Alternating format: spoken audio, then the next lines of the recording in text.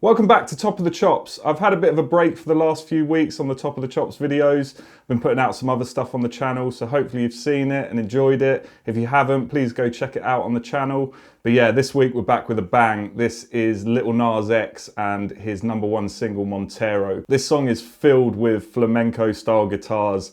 It literally starts with a guitar at the beginning, so there's loads for us to do.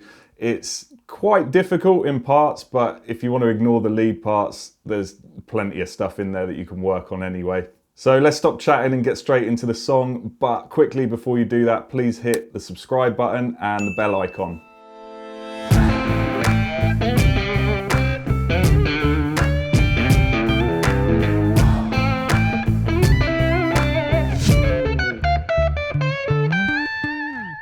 So I've just finished recording a loop of this track on my loop pedal, and yeah, there's loads of interesting parts. Now, I'm going to show you each of the most important parts on the loop because there's a few variations of things that are just slightly different, like slightly different voicings of the chords that you can kind of use your ear throughout the song to find out which part you're doing.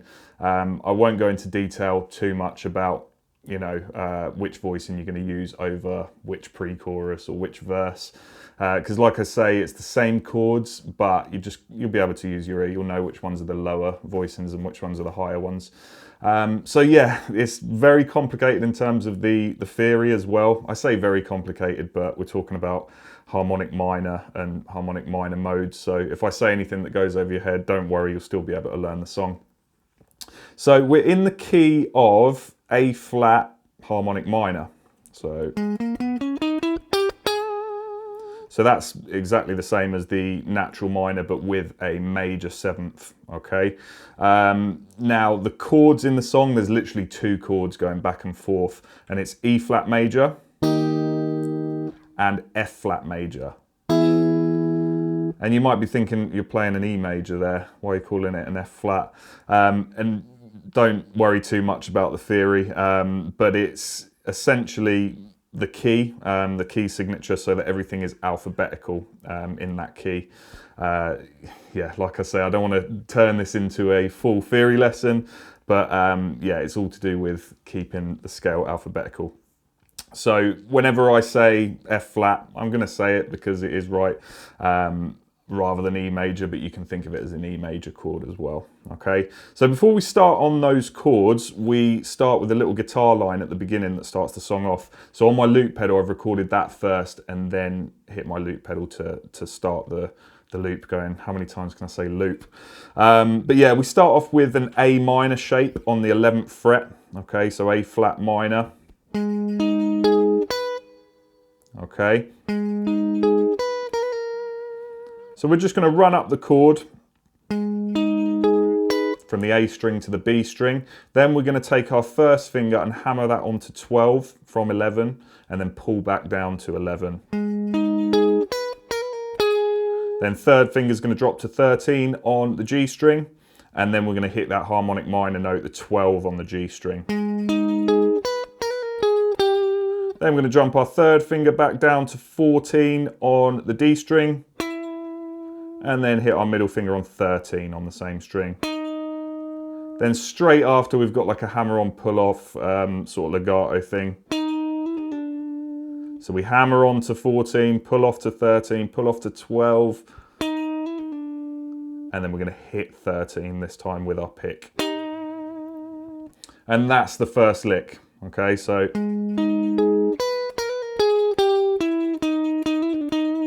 I think I played that wrong actually.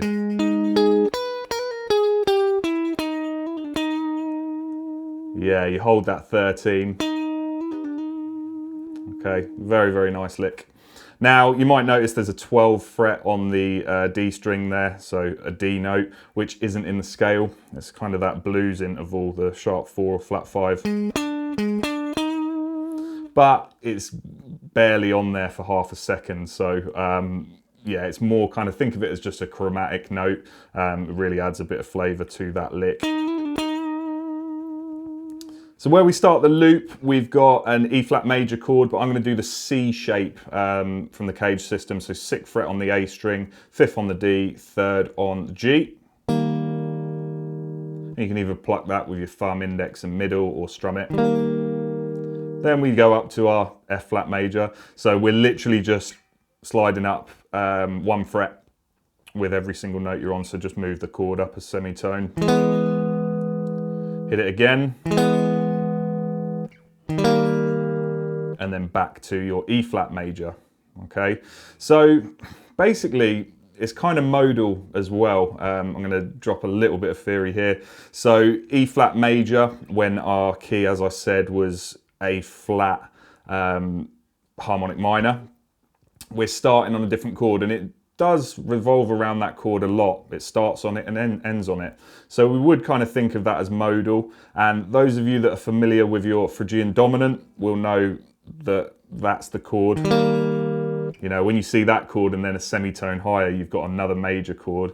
It kind of spells that mode out for you. And yeah, Phrygian dominant is essentially the 5th mode of the harmonic minor scale. So if we're here, it would be starting there, which is our E flat. We drop it down onto the E string. Okay, so yeah, I would say this song is in E flat Phrygian dominant. Okay, cool. So yeah, they're the chords to start with. Later on in the song, you will hear they change those voicings to your kind of A shape.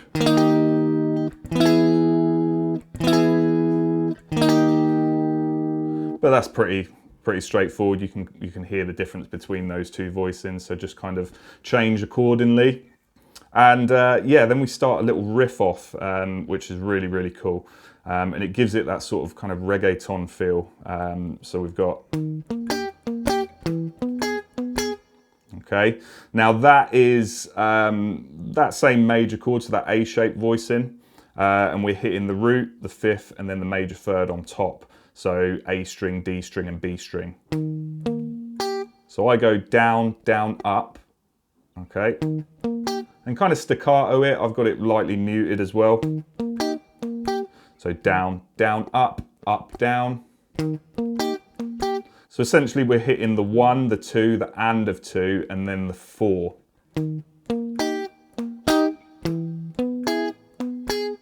Okay, so yeah, really cool groove. So I've layered that on the loop pedal because I prefer that to the other version.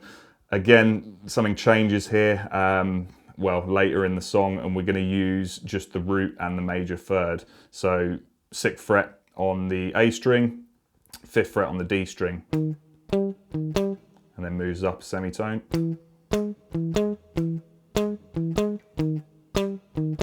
And yeah, I literally just plucked down strums on those and then muted as well. But you're missing one of the notes from earlier. I think you're missing the 2. Yeah, so you're hitting the and of 2 and the 4, as well as the 1. Oh, actually, there's the and of 3 as well. Yeah, and 4. And does it do that on the first plate? Yeah, it does. It picks up on that that 5th interval on the and of 3. Sorry if I didn't mention that before. There's a lot to explain here, but yeah, you'll get it by seeing that. You know, I've played it a few times now. Hopefully, you get that that groove. So yeah, they're the kind of core chordal parts, and then you've just got some lead parts to go on top. So the first lead part is, it comes in earlier, but he does sing this part. It's the "Call Me by My Name" part, and you play it as the vocal rhythm goes. So it's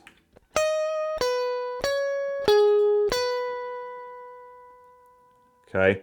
So yeah, he's not singing it just yet. I think it comes in after I think it's a post-chorus, comes in after the first chorus, and then the second time round, when it comes round, then you're kind of following what he's doing vocally. So we are up on the 11th fret of the E string, high E string, and then 12 on the B string, 14, 13 on the G string, 12 on the B string. Really easy melody, but quite a cool rhythm.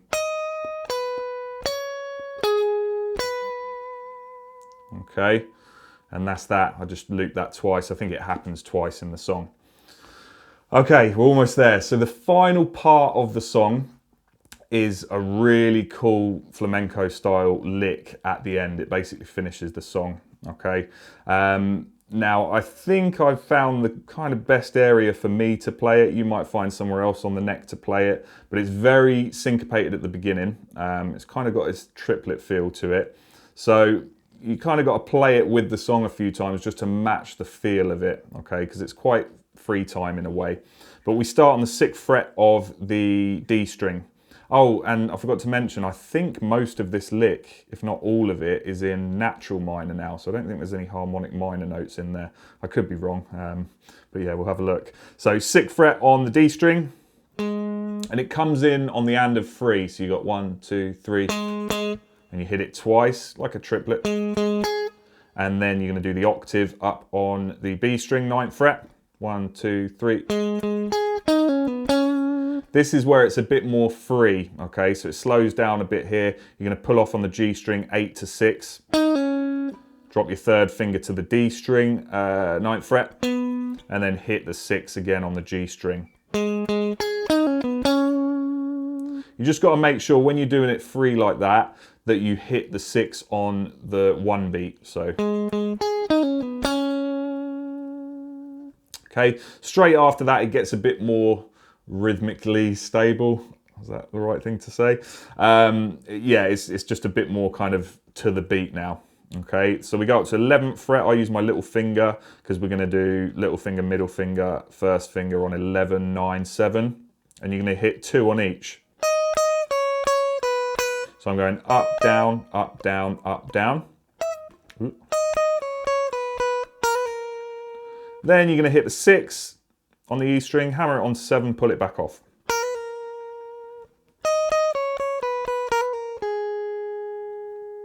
Okay, then your 3rd finger is going to drop to 9 on the B string. You're going to hit it again, and then you're going to slide up to 11 and back down to 7.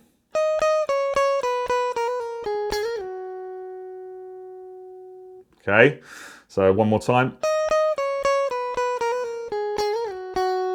You're going to hit it again once you've slid back down to it. Then you're going to hammer on 5 to 7 and pull off on the B string.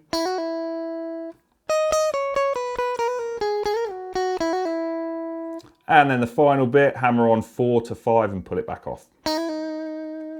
So all together slowly.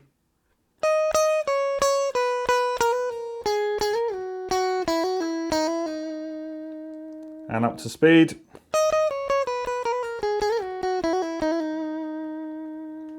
Okay, so yeah, I really like that lick, and as you'll see when you see the loop in a minute, I went off on a bit of a tangent and started playing some improv in A flat harmonic minor. So you can do the same as well. If you've got a loop pedal, it's really, really fun to put those chords down and try a scale that you might not have played so much before. Like I say, there's some parts of the song that might be left out on the loop pedal. I've showed you them here, but I've left them out because there's other voicings that I either preferred, or you can't have everything in there on that loop.